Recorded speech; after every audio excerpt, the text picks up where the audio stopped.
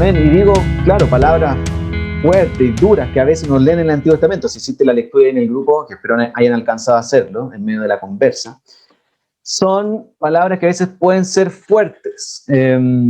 Porque uno de los temas más controversiales generalmente en cuanto al carácter de Dios es su justicia. No sé si te ha pasado eso, hablar de juicio, justicia en la Biblia, y como que Dios juzga. Siempre es un tema complejo, siempre es un tema álgido. Conversarlo con alguien o escucharlo. La palabra juicio ha hecho que quizás muchos se alejen de Dios porque no creen en un Dios que castigue la maldad o que juzgue, lo encuentran muy severo para un Dios de amor. Nosotros mismos no queremos ser juzgados generalmente, pero sí somos capaces de juzgar a otros súper fácilmente, ¿no es cierto? Y no solo a otros, sino que a Dios también, cuando vemos que Dios no hace las cosas como quisiéramos que las haga. Entonces, como que no nos gusta el juicio, pero juzgamos a otro y al Señor. Solo piensa en este puro tiempo de pandemia. ¿Te has dado cuenta de las cantidades de cosas que se pueden decir en medio de la pandemia? Esto es juicio de Dios. Dios está juzgando al ser humano a través de la pandemia y muchos plantean esta idea. Pastores, líderes, empiezan a sacar cosas, ¿no es cierto? Se escuchaba harto de esto cuando empezó la pandemia. Dios está juzgando a nuestro país por tal y tal cosa. Entonces empezamos a ponernos ideas y a decir, chuta, esto es juicio de Dios, Dios nos está castigando por alguna razón. Entonces empieza la gente a tratar de concebir a un Dios bueno y amoroso con un Dios que juzga. Es difícil concebir ese carácter en un solo Dios. Entonces, o nos quedamos con un Dios solo de amor o de juicio. Y nos vamos a uno de los dos extremos, pero conciliar ambos es súper difícil. Un Dios que ama pero que juzga al mismo tiempo, me cuesta entender eso. Y ahí sale la frase, ¿no es cierto? Dios castiga pero no a palos. Porque claro, queremos decir que Dios sí castiga, pero no en la manera que quizás lo entendemos el castigo, y tratamos de acomodar una especie de carácter de Dios a través de su juicio. Y ahí empezamos a cuestionar la justicia de Dios, ¿no es cierto? Empezamos a chutar. Dios, ¿por qué hace las cosas de la manera que las hace? Etcétera. Y ese mismo problema tenía el pueblo de Dios en Malaquía, en la sección que vamos a estar viendo hoy día. Por eso te estoy mencionando esto. Cuestionar la justicia de Dios es la base de toda la falsa adoración que hemos visto que Dios cuestiona de su propio pueblo. Cuando no entendemos su justicia, es clave. Si no entendemos su justicia, nuestra base va a estar súper débil para adorar genuinamente a Dios, si no entendemos cómo Dios hace justicia. Y mira, lo que te voy a estar mencionando es lo que Malaquías nos presenta en el verso 17 partiendo. El pueblo cuestiona la justicia de Dios, porque pareciera ser que Dios no está haciendo las cosas que debiera hacer, no está castigando el pecado y la corrupción que el pueblo ve a su alrededor. Entonces al tiro empiezan esta frase, Dios es injusto, no está haciendo lo que debiera estar haciendo. Mira el verso 17, así parte nuestra sección, capítulo 2, verso 17. Ustedes han cansado al Señor con sus palabras, le dice Malaquías al pueblo. Y encima preguntan, ¿en qué lo hemos cansado? En que dicen, todo el que hace lo malo agrada al Señor, y Él se complace con ellos. Y murmuran, ¿dónde está el Dios de justicia? ¿Te das cuenta? ¿Por qué cuesta entender la justicia de Dios, que Dios juzgue y tenga que dictaminar su sentencia? Porque partimos mal de la base. Déjame explicarte por qué. Israel, la nación, el pueblo de Dios, cree que Dios es injusto porque favorece a los malos. No sé si te ha pasado eso. ¿Te he preguntado alguna vez por qué pareciera que los malos siempre se salen con la suya en este mundo? Ve a tu alrededor y te dices, chuta, los corruptos, los que están engañando, se hacen ricos y están siempre como que el malo se lleva la mejor parte. Y los que tratamos de hacer el bien, como que, chuta, es súper difícil y nunca tenemos beneficio.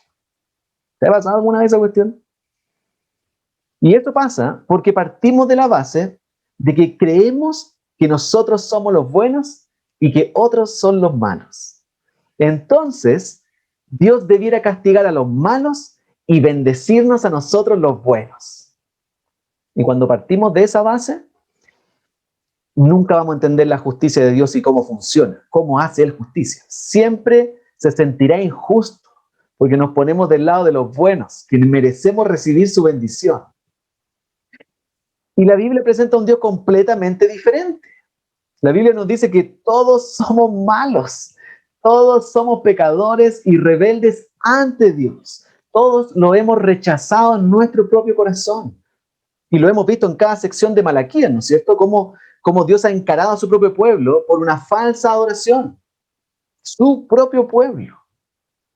Todos estamos en el mismo saco. Entonces, en lugar de preguntar, ¿por qué Dios no extermina a los malos? Deberíamos estar preguntándonos, ¿por qué Dios no nos extermina a todos nosotros? Esa es la base sobre la cual deberíamos entender la justicia de Dios. Dios debiera fulminarme con su justicia por haberlo rechazado en mi corazón, haberlo despreciado y querer vivir en su universo, pero sin Dios a cargo. Por lo tanto, lo único que merecemos, según el diagnóstico bíblico, es el castigo de Dios, su juicio.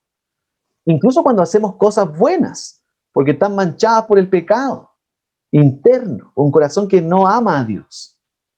Nadie cumple el estándar frente a Dios.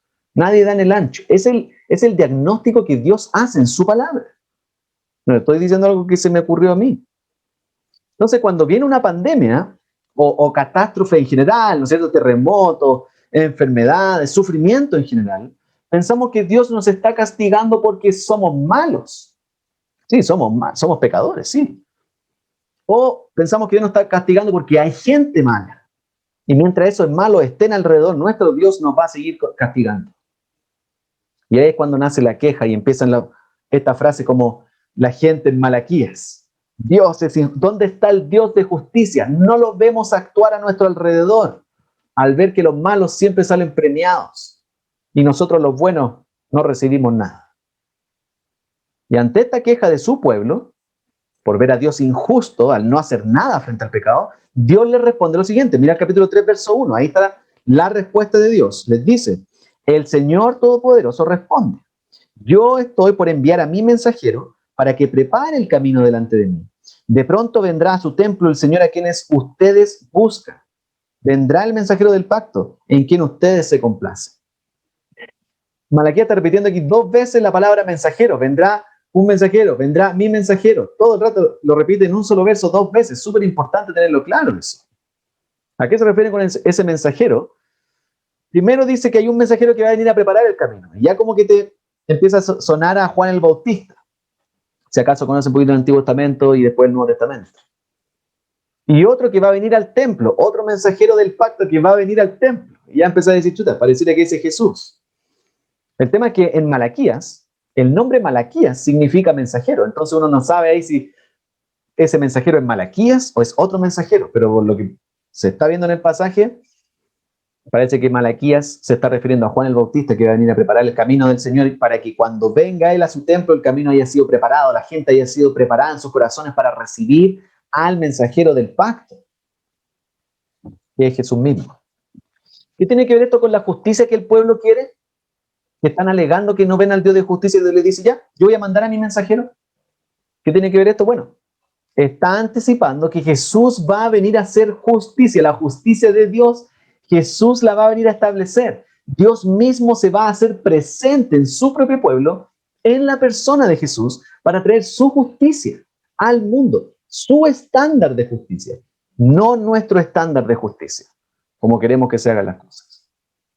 Dios mismo va a tener que venir a intervenir en la persona de Jesús y mostrar cómo se hace justicia. Entonces, si algún día se te ocurre a ti pedirle a Dios que haga justicia, asegúrate bien de saber lo que estás pidiendo. Porque si Dios hace justicia, nadie se salva. Mira lo que dice los siguientes versos. Verso 2 al 4, te los voy a leer de corrido. Dice, pero, ¿quién podrá soportar el día de su venida? ¿Quién podrá mantenerse en pie cuando Él aparezca? Porque será como fuego de fundidor o lejía de lavandero. Se sentará como fundidor y purificador de plata. Purificará a los levitas y los refinará como se refinan el oro y la plata. Entonces traerán al Señor ofrendas conforme a la justicia. Ahí recién. Y las ofrendas de Judá y Jerusalén serán aceptables al Señor, como en tiempos antiguos, como en años pasados. ¿Quién cumplirá el estándar? Dice Malaquías. ¿Quién va a dar en el ancho? ¿Quién se va a salvar cuando Dios venga a juzgar? Obviamente no está la respuesta, no nos dice nadie, pero está implícita la respuesta. Nadie se salva si tú pides que Dios venga a hacer justicia. Dios, haz justicia. Ok, voy a hacer justicia. Nadie se salva. Nadie da en el ancho. Nadie pasa la prueba. Y déjame explicarte ahora que hay dos maneras en las cuales tú puedes enfrentar la justicia de Dios. Que Dios sea justo, que tenga que juzgar la maldad. Hay dos maneras en las cuales te puedes acercar al juicio de Dios, a su justicia. Una es como cristiano y otra es como no cristiano. Súper simple. Pero esas son las dos maneras en las cuales te puedes acercar a la justicia de Dios. ¿Por qué digo como cristiano? Mira, los mismos versos nos explican. Los dijo ahí, verso 2 al 4. Si eres cristiano, dice que Dios va a venir como un fundidor y un purificador de plata. Ocupa estas imágenes, ya simplemente para mostrarte que Dios va a venir a purificar, como lo hacen los que trabajan con estos metales, a través del fuego, purifican la plata, purifican el oro para sacar todas las imperfecciones y dejar que el material brille en su máxima expresión.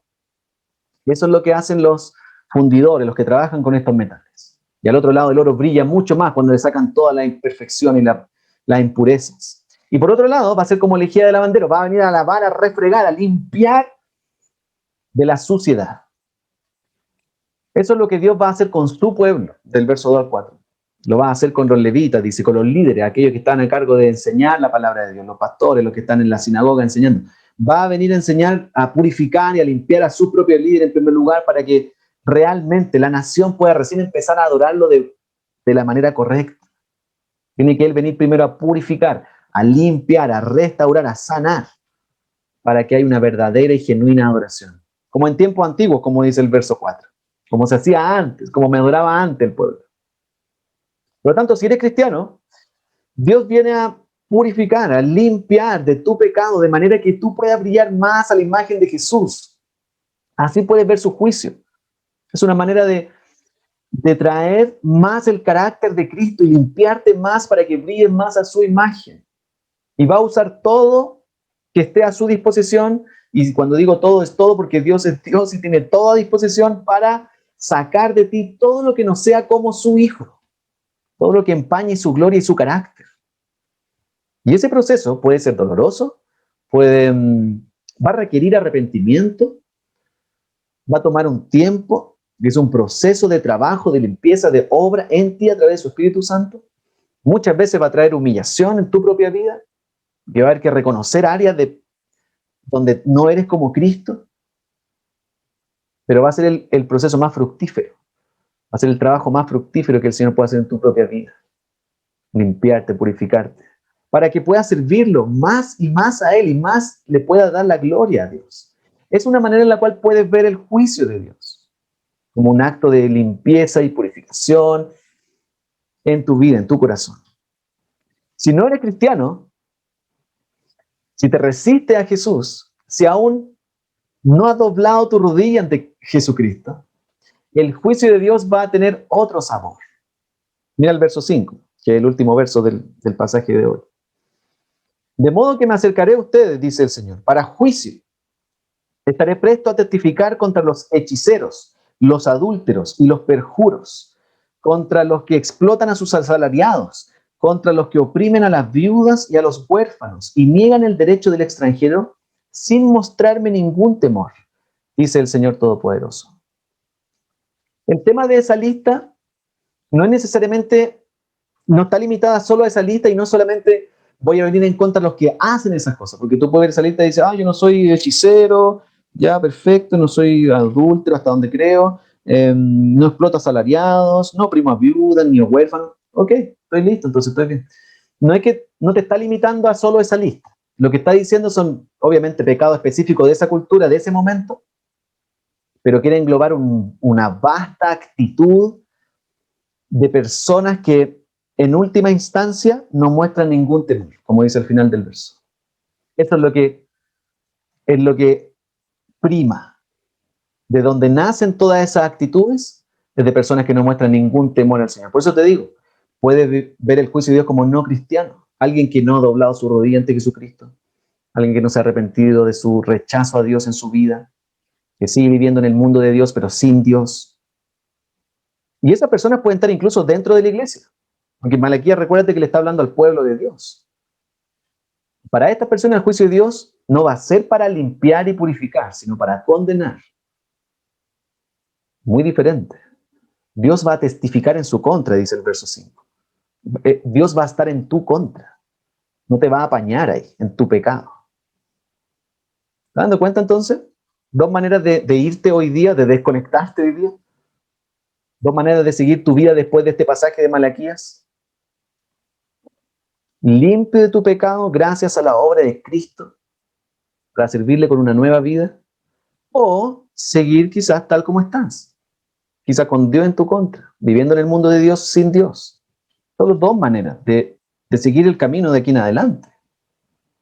¿Te dando cuenta por qué es tan importante entender la justicia de Dios? Que Dios es justo, es santo, que tiene que condenar el pecado. En primer lugar, la justicia de Dios es necesaria. Dios tiene que juzgar la maldad, tiene que condenar el pecado y el mayor pecado del ser humano. Su rebeldía interna en el corazón, su declaración de independencia de Dios. Dios tiene que juzgar esa actitud interna. Si no, no sería un Dios justo, no sería Dios. Estaría simplemente echando la basura debajo de la alfombra para esconderlo. Y no podríamos confiar en un Dios que no juzga la maldad y el pecado. Y en segundo lugar, entender la justicia de Dios nos ayuda, nos lleva a ver la realidad. Es realista el hecho que Dios juzgue. Es realista en el sentido de que afecta a nuestra realidad diaria.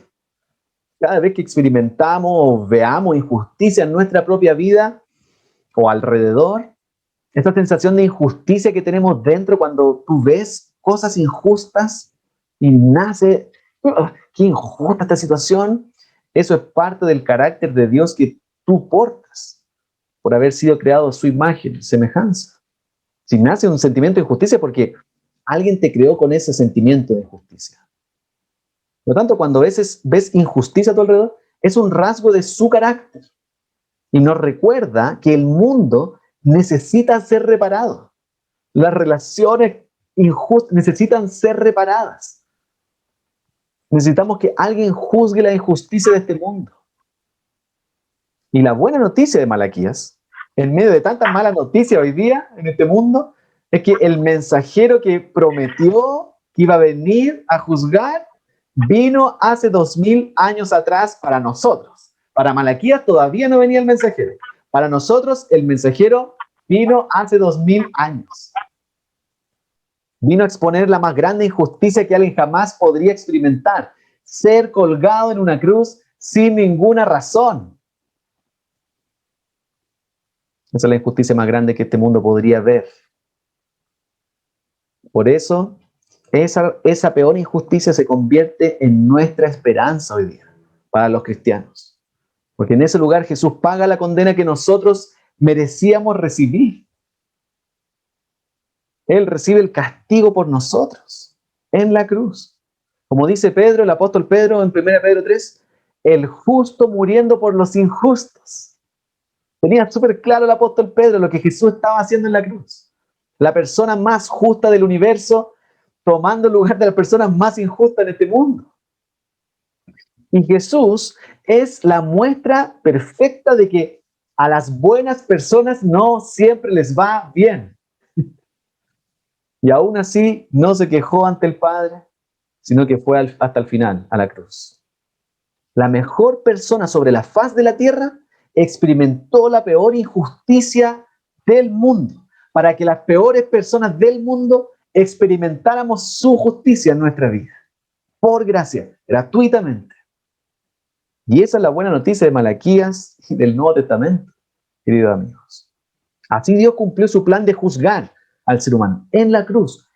Juzgó a la humanidad por su maldad, por su desprecio, pero no colgándonos a nosotros, sino que colgando a su propio Hijo, para que tú y yo, si ponemos nuestra esperanza en Jesús, y ese es mi deseo hoy día en el Domingo de Resurrección, seamos declarados justos por el Padre, gratuitamente, perdonados, limpiados y sanados. de nuestro pecado, nuestra rebeldía interna.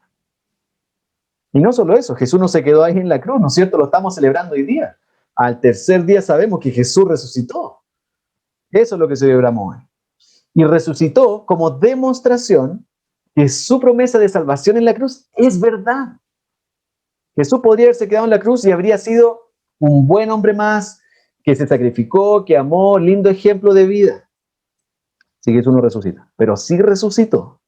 Quiere decir que nada puede contra Jesús, ni el diablo, ni el pecado, ni la muerte, que Jesús es Dios y que tiene todo el derecho de juzgar al ser humano.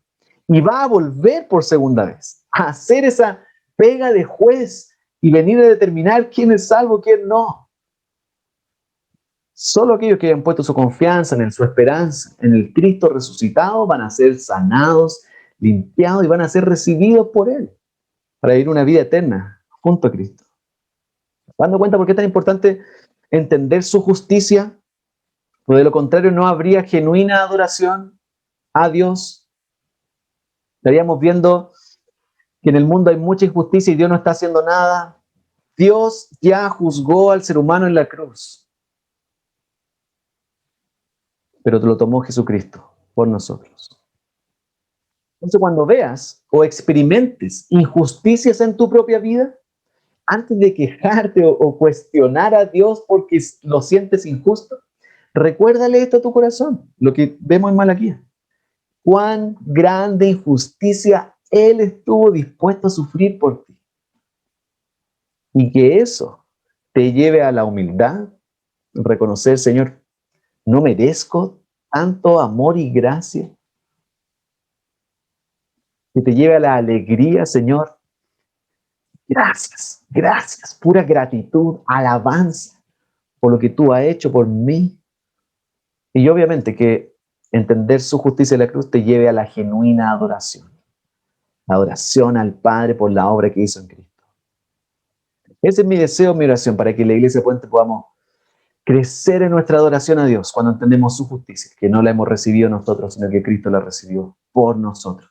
Así que déjame cerrar orando ahora, para que el Señor aplique eso a nuestro corazón y podamos responder en gratitud, en alabanza, en adoración a Dios, porque el justo pagó por los injustos. Oremos al Señor y después vamos a cantar en respuesta también. Así que oremos. Padre, gracias por tu palabra y que entendamos que debiéramos haber sido condenados justamente por nuestra rebeldía y nuestro pecado, pero hemos sido amados, perdonados gracias a lo que Cristo hizo por nosotros. Hemos sido declarados justos solamente porque el justo murió por los injustos. Él tomó nuestro lugar, el gran intercambio en la cruz. Así que, Padre, veamos injusticia en este mundo y no recordar la peor injusticia que tú sufriste, Señor. Que en nuestro corazón te hayamos rechazado. Y que saber que aún así hemos sido perdonados nos lleve a la alegría, el gozo, genuino, adoración a ti. Y te damos gracias porque eso es verdad, gracias a que Cristo hoy día está vivo y va a volver a juzgar, va a volver por aquellos que han puesto su esperanza en Él. Así que prepáranos para la segunda venida, Señor. Prepara nuestros corazones para la venida de Cristo. Así que nos encomendamos en tus manos en el nombre de Jesús. Amén.